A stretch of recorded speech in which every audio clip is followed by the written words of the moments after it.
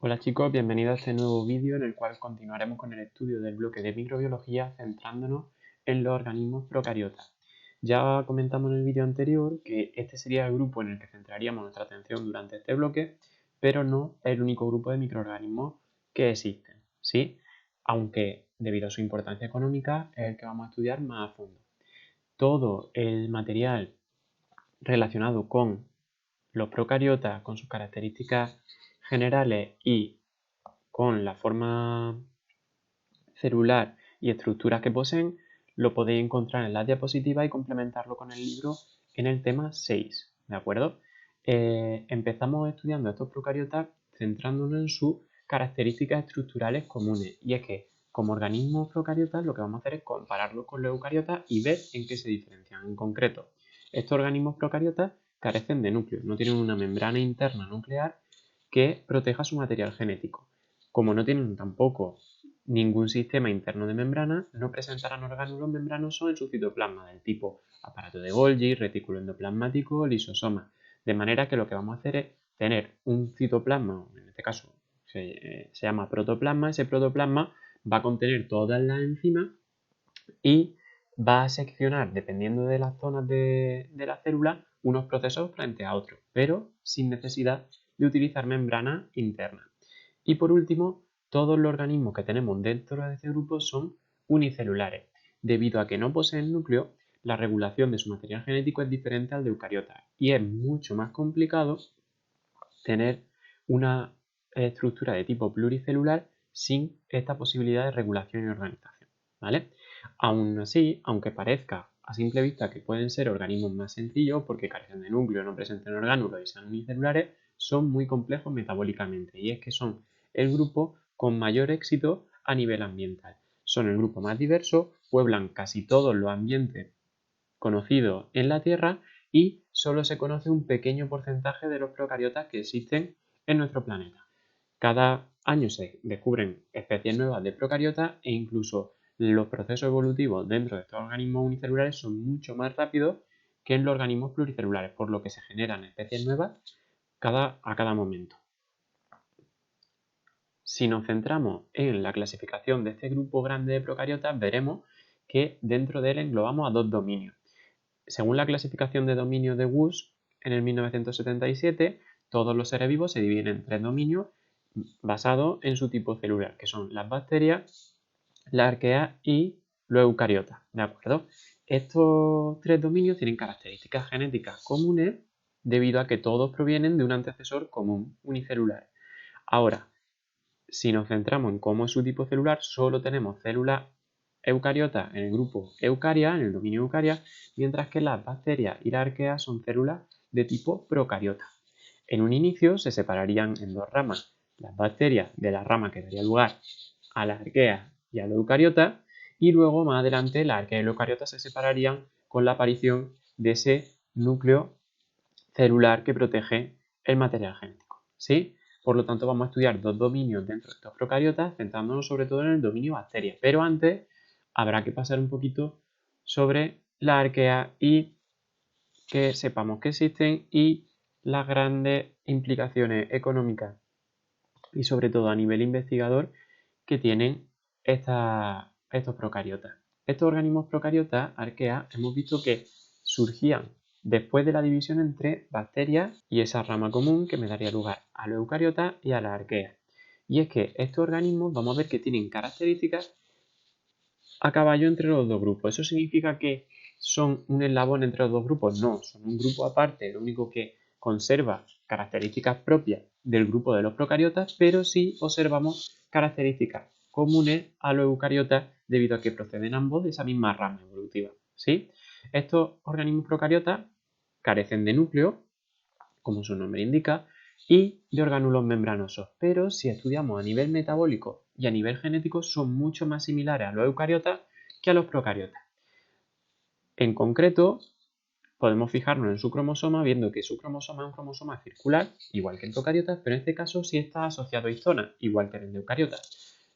Como vemos, tenemos características comunes a ambos grupos, ¿de acuerdo? Es un grupo muy especial, ¿de acuerdo? Ya que debido a los grandes requerimientos que necesitan para llevar a cabo sus reacciones metabólicas no se han conseguido cultivar en laboratorio, ¿de acuerdo? Solo las hemos estudiado a nivel genómico, teniendo en cuenta los genomas de la microbiota que nosotros vamos a ir estudiando y se encontraban genomas que no correspondían ni a bacterias ni a eucariotas. Entonces, de esa forma se descubrieron que había otro tipo de organismos, en este caso las arqueas, que estaban allí en esos ambientes y que no se estaban teniendo en cuenta dentro de la clasificación.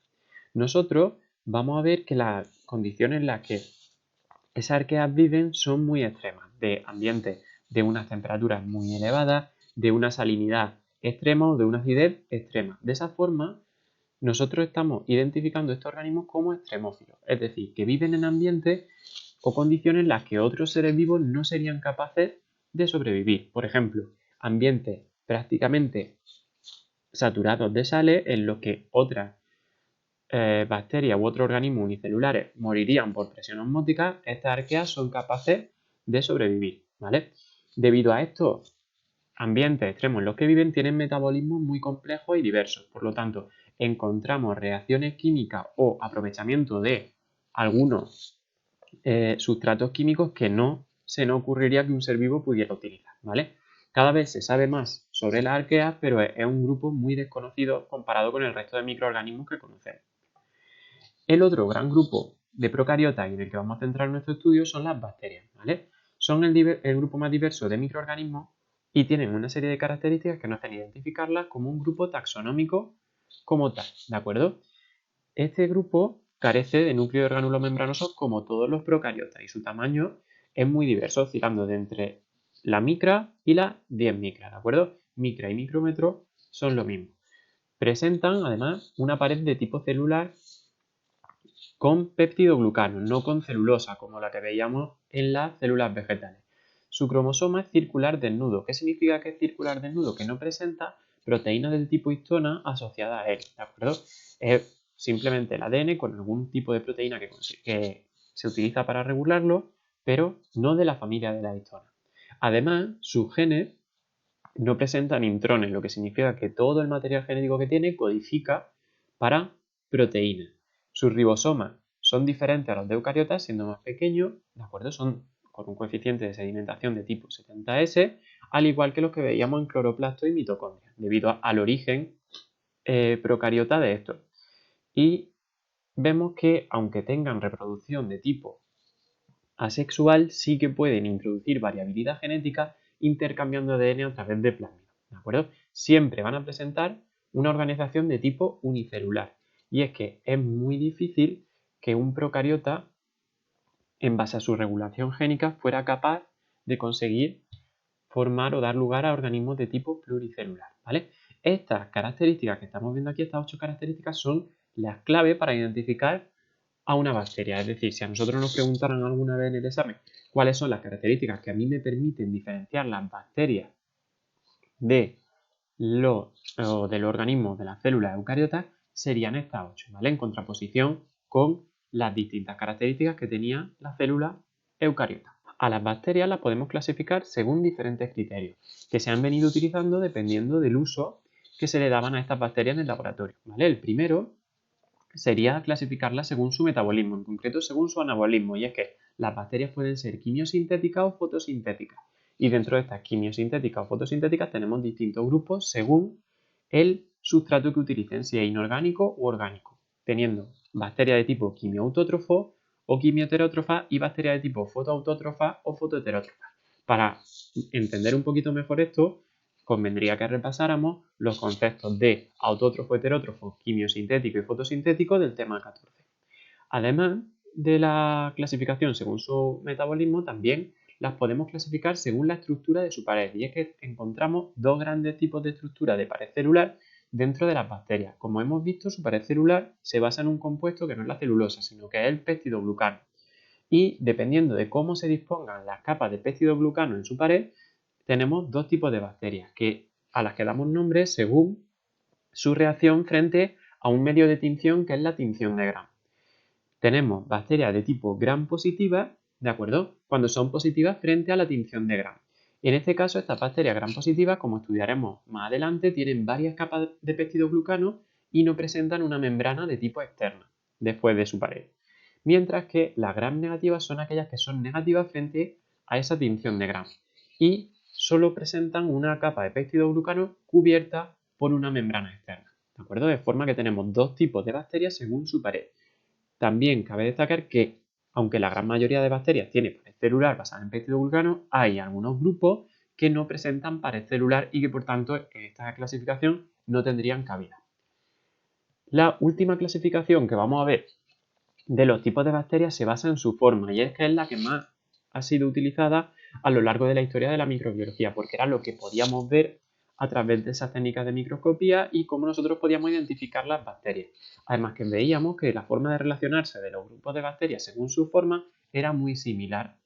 De este tipo de clasificación nosotros tenemos que estudiar 4 tipos grandes de bacterias según su forma, que son los cocos, bacterias con forma esférica, los bacilos, bacterias con forma alargada, los espirilos, bacterias con forma helicoidal y los vibrios, bacterias con forma de coma. ¿Sí? Esos cocos son bacterias muy resistentes, ¿de acuerdo? Con forma esférica.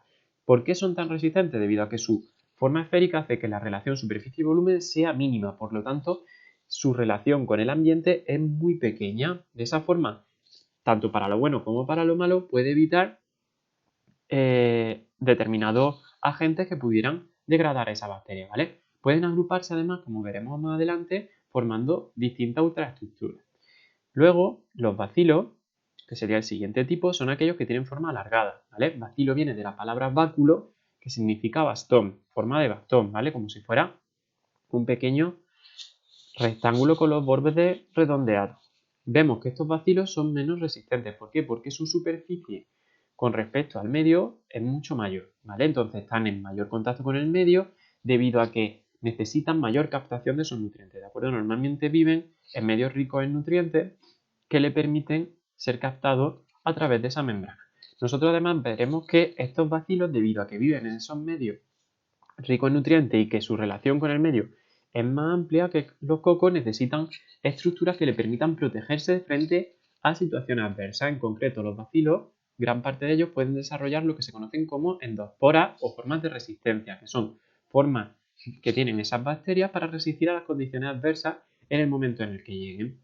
El tercer tipo, los espirilos con forma helicoidal, como hemos dicho antes, vamos a ver que viven en medio viscoso y al tener esa forma helicoidal, se comportan parecido al comportamiento que tiene un sacacorchos, ¿de acuerdo? Son capaces de penetrar entre los espacios intercelulares de sus hospedadores, ¿vale? La mayoría de ellos son patógenos. Y por último, los vibrios, ¿de acuerdo? Que tienen forma de coma, les sucede lo mismo. Debido a esa forma que tienen, son capaces de atravesar esos espacios intercelulares y en concreto estos vibrios son responsables de muchas de las toxinas que nosotros conocemos actualmente y que causan enfermedades en nuestro organismo.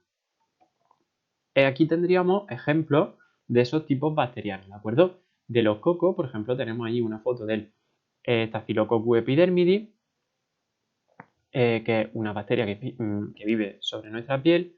En los bacilos tendríamos ahí una foto en la cual se ve esa forma de báculo del Bacillus anthracis, que es la bacteria de la cual se obtiene la toxina anthrax.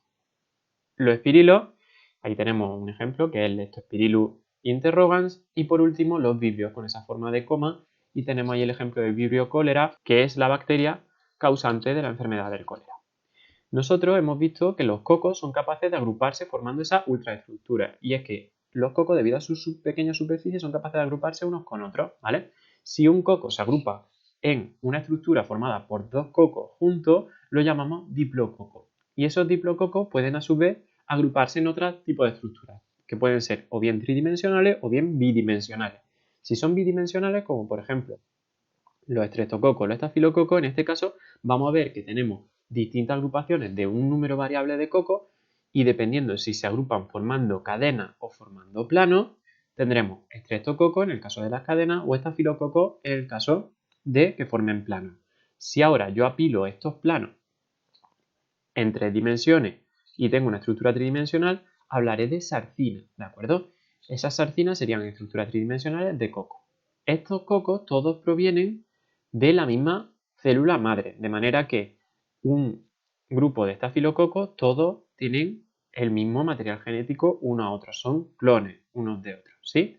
a las agrupaciones de bacterias que viven de forma conjunta pero sin formar seres pluricelulares, simplemente compartiendo espacios o nichos de habitabilidad, se les conoce como colonias. Aquí tenemos varios ejemplos de distintas disposiciones o ultraestructuras que hemos visto, como por ejemplo el Streptococcus pyogenes, formando ese estreptococo, esa cadena, el Staphylococcus aureus, formando esos planos, o la Sarcina ventriculi, ¿de acuerdo? Que es una bacteria que es patógena de nuestro aparato digestivo, formando esas sarcinas, que como podéis ver son esas pequeñas agrupaciones en forma tridimensional.